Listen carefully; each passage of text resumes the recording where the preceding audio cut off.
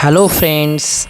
After a long time, I have come back once again with my YouTube channel Spoken Boost with some daily use sentences. I hope you all are well. So, let's start. So, friends, first sentence হলো আমি আমার সময় কাটাচ্ছি। এটা ইংলিশে কিভাবে বলা যেতে পারে? I am passing my time, অথবা বলতে পারো I am doing time pass. Next sentence, আমি এটি প্রতিদিন খেয়ে খেয়ে ক্লান্ত হয়ে গেছি। এই সেন্টেন্সটা আমরা কীভাবে বলবো ইংলিশে? না, I am tired of eating it daily. অথবা যদি আরও এইভাবে আরেকটা সেন্টেন্স করা যেতে পারে যে আমি প্রতিদিন এটি পড়ে পড়ে ক্লান্ত হয়ে গেছি। সেটা ইংলিশে কী বলা যেতে পারে? I am tired of reading it daily. ওকে, অথবা এটা আমরা অন্যভাবে বলতে পারি I am fed up of reading it daily. Next sentence, আমি তোমাকে নিয়ে ক্লান্ত হয়ে পড়েছি।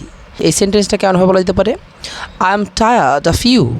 I am tired of you. ওকে, অথবা বলা যেতে পারে I am fed up with you. Next sentence, সে এখন কলকাতার কাছাকাছি অথবা আশেপাশে আছে। যদি বলা হয় তাহলে সেন্টেন্সটা কেমনভাবে বলবো?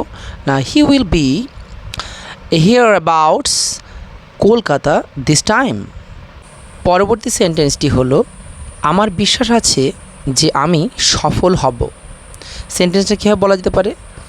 I am sure of success. অন্যভাবে বলা যেতে পারে I am sure that I will get success.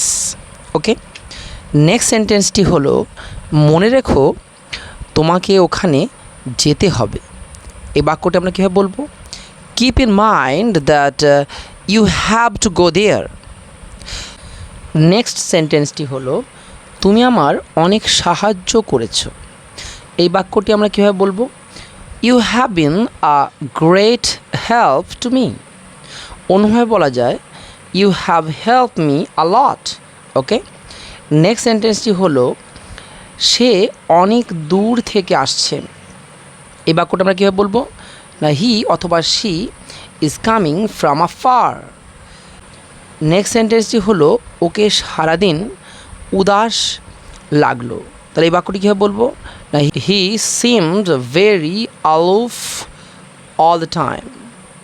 পরবর্তী বাক্যটি হলো আমার বাচ্চাদের তোতলানো পছন্দ।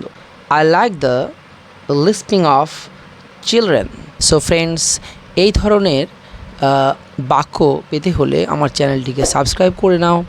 পাশে থাকা বেল আইকনটা অবশ্যই প্রেস করবে নেক্সট নোটিফিকেশান পাওয়ার জন্য। ওকে, থ্যাংক ইউ, বাই।